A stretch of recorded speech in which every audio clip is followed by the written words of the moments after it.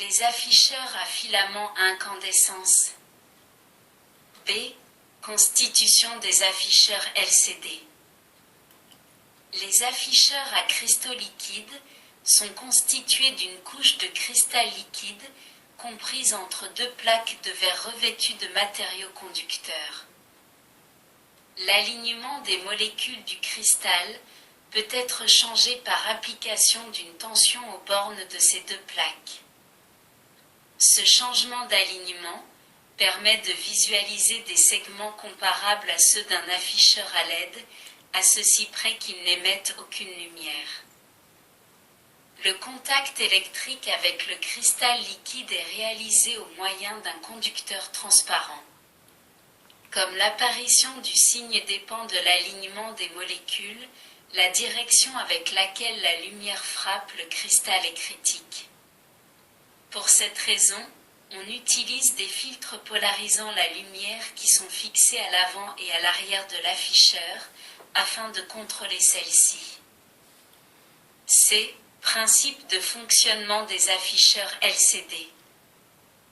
Il est basé sur le principe de la réflexion ou de la non-réflexion de la lumière à travers des filtres polarisants. La lumière est une onde électromagnétique de longueur comprise entre 400 et 750 nanomètres. Dans le cas le plus courant, les oscillations des champs électriques se font dans n'importe quelle direction.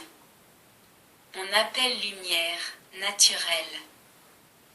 Il existe une lumière appelée cohérente ou polarisée dont les oscillations du champ électrique se font dans une direction bien précise, cas du laser, figure 51A. Les oscillations du champ électrique se font dans une direction bien précise. La lumière polarisée ou cohérente est obtenue en diffusant de la lumière sauvage dans un milieu opalin ou filtre polarisant. Ces filtres sont constitués par des cristaux orientés dans un sens bien défini, figure 51B. Il est important de noter que ces filtres sont transparents et non opaques. Expérience des deux filtres polarisants. Supposons une source de lumière issue d'une ampoule ou obtenue par réflexion à l'aide d'une surface polie.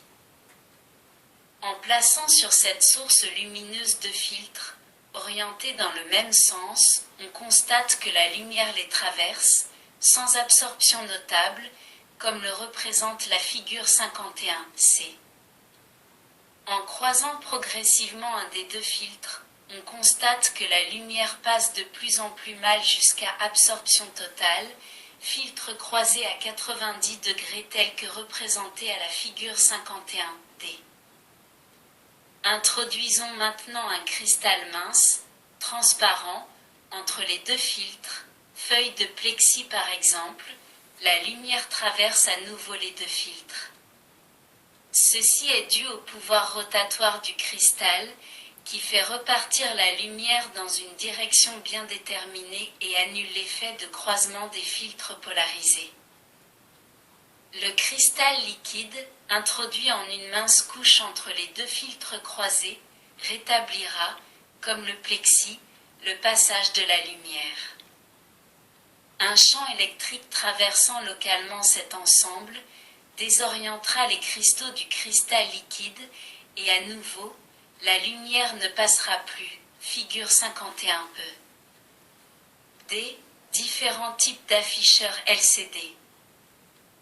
Il existe deux types d'afficheurs à cristaux liquides.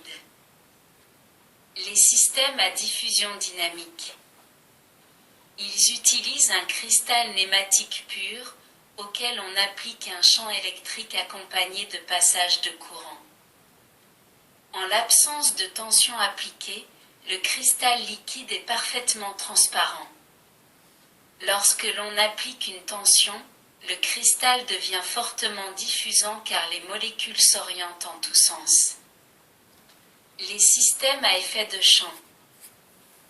Lorsque l'on soumet un cristal liquide nématique à un champ électrique, il s'ensuit une variation dans la direction de l'alignement des molécules, rotation en hélice des molécules, sans entraîner de phénomène de diffusion dynamique. On adopte une tension alternative de fréquence supérieure à la fréquence de relaxation du cristal liquide, mais trop faible pour provoquer l'oscillation des molécules, soit d'environ 5 kHz. Dans les systèmes à effet de champ, on utilise l'effet de nématique en hélice qui permet de faire varier la rotation de la lumière polarisée d'une façon continue de 0 à 90 degrés. On provoque ainsi un retard optique qui permet de décomposer la lumière blanche. On obtient ainsi du rouge, du jaune, du vert, contrairement aux systèmes à diffusion dynamique qui sont eux achromatiques, pas de couleur propre. La nématique utilisée est un dérivé de butylaniline. Les électrodes transparentes sont en oxyde d'étain ou en oxyde d'indium. Ces systèmes sont de très faible consommation et leur contraste élevé permet de les utiliser dans les montres. Circuit de commande des afficheurs LCD. Pour les raisons vues précédemment, mais aussi pour éviter un dépôt par électrolyse qui pourrait endommager les afficheurs, ceux-ci sont commandés par un signal alternatif n'ayant pas de composante continue. Pour les afficheurs dits à effet de champ, on utilise une tension de commande de 2 à 10 volts et de quelques kHz de fréquence. Pour les afficheurs à diffusion dynamique, on utilise une tension de commande entre 7 à 30 volts et 20 à 400 Hz. On commande les afficheurs à cristaux liquides au moyen de décodeurs spéciaux fournissant les tensions carrées appropriées. La figure 52 montre le raccordement d'un décodeur driver avec un afficheur LCD à effet de champ. La figure 53 représente la structure interne d'un décodeur driver pour afficheur LCD. Le décodeur est alimenté entre VSS et VDD, soit 5 à 15 volts. L'afficheur est quant à lui alimenté entre VDD et VEE, ce qui permet grâce au circuit adaptateur de niveau de disposer sur la sortie du décodeur d'un niveau d'amplitude 15 volts même si le niveau disponible sur les entrées BCD n'est que de 3 volts par exemple. L'entrée strobe, valide à 1, permet de transférer le code BCD, présent à l'entrée du circuit intégré, à l'entrée de l'adaptateur de niveau. L'entrée DF, Display Frequency, est alimentée par un signal carré de 5 volts d'amplitude et de fréquence entre 30 Hz et 200 Hz. Lorsqu'un code BCD est présent à l'entrée de l'adaptateur de niveau pour DF égale 0, la sortie du segment correspondante est haute. Si un signal carré est présent à l'entrée DF, la sortie correspondante du segment sélectionné est alimentée par un signal déphasé de 180 degrés par rapport à DF. Les sorties des segments non sélectionnés sont alimentées par un signal carré en phase avec DF, de telle sorte que seuls les segments sélectionnés voient apparaître une différence de potentiel à leur borne, tension entre sortie de la commande d'afficheur pour le segment choisi et DF. Le chronogramme de la figure 54 montre les différents signaux, tels qu'ils ont été décrits. F. Avantages des afficheurs à cristaux liquides et inconvénients. Leur consommation est quasi nulle, d'où leur utilisation généralisée dans les montres à quartz, consommation, environ 15 nanoampères par millimètre carré. Leur contraste augmente avec l'éclairement. Ils ne produisent pas de lumière par eux-mêmes et requièrent donc un bon éclairement. Leur temps de réponse est élevé, 100 à 300 millisecondes. Leur prix est élevé. fait qu'il nécessite un signal alternatif, le multiplexage est difficile. 2, 5. 3. Les afficheurs à filament à incandescence. Dans cette technologie, chaque segment est en fait un filament identique à celui d'une lampe à incandescence. L'avantage de ces afficheurs est leur grande luminosité et la possibilité avec un filtre d'obtenir n'importe quelle couleur. Leur principal inconvénient est leur consommation. La figure 55 montre le brochage et l'organisation interne d'un afficheur à filament, Minitron ainsi qu'un exemple de branchement, le décodeur 7447, n'étant représenté que par son synoptique. Le décodeur 7447 permet la commande directe d'afficheurs à filament, car ces sorties peuvent recevoir jusqu'à 40 mA, voire figure 37. La figure 55C représente les liaisons à effectuer pour commander le circuit. Nous pouvons voir que tous les filaments sont commandés entre 0 et 5 volts. Tous les 5 volts, broches 2, 5, 10, 12, 13, sont reliés ensemble. L'extrémité libre du filament est alors commandée par la sortie, correspondante à l'état bas du décodeur, faisant ainsi passer un courant à travers le filament. Il est recommandé pour ce genre d'afficheur d'alimenter les filaments par une source d'alimentation à courant constant indépendant de la charge, afin d'avoir une luminosité uniforme sur tous les segments de tous les afficheurs. 2, 5. 4. Les tubes fluorescents. La technologie employée rappelle celle des tubes à vide.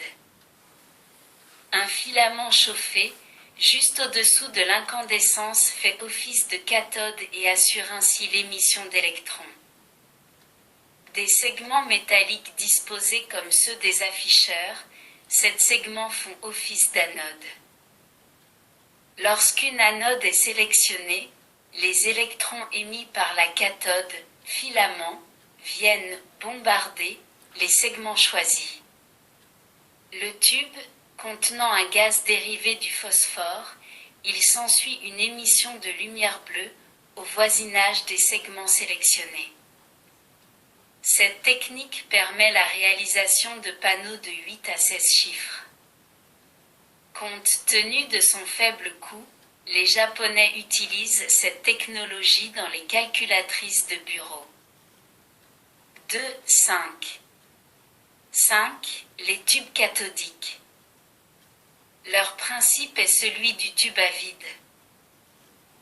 Les électrons émis par une cathode, chauffés par un filament de chauffage F, sont concentrés par une grille spéciale appelée Wonelt, ou commande, accélérée par une anode A et concentrée en un fin pinceau, puis déviée par des plaques de déviation ou déflecteurs, horizontales et verticales, puis projetée sur l'écran constitué par le fond du tube recouvert de phosphore.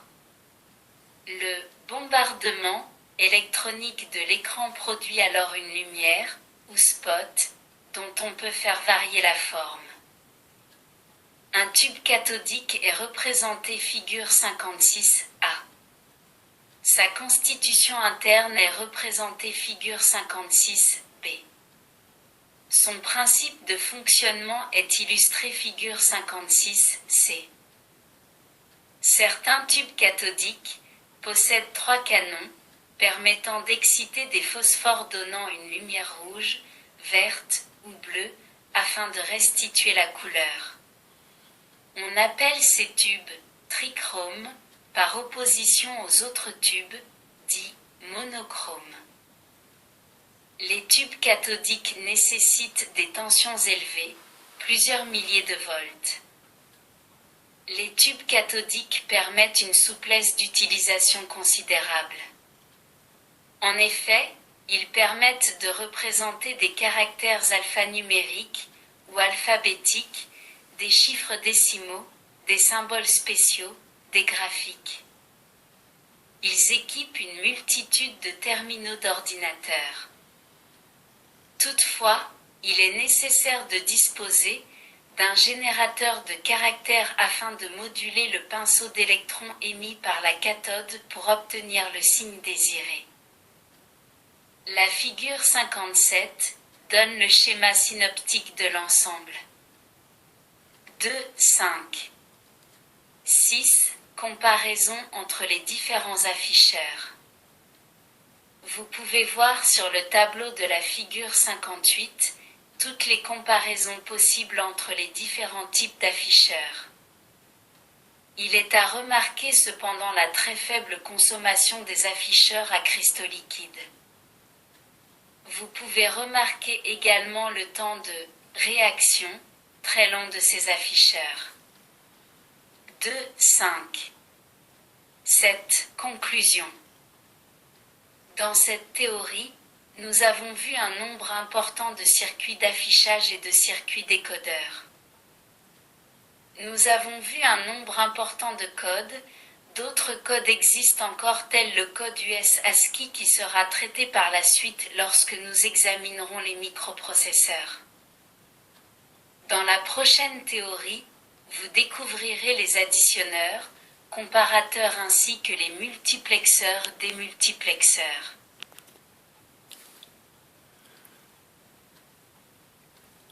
Merci. Pardon. Merci de votre écoute. À bientôt.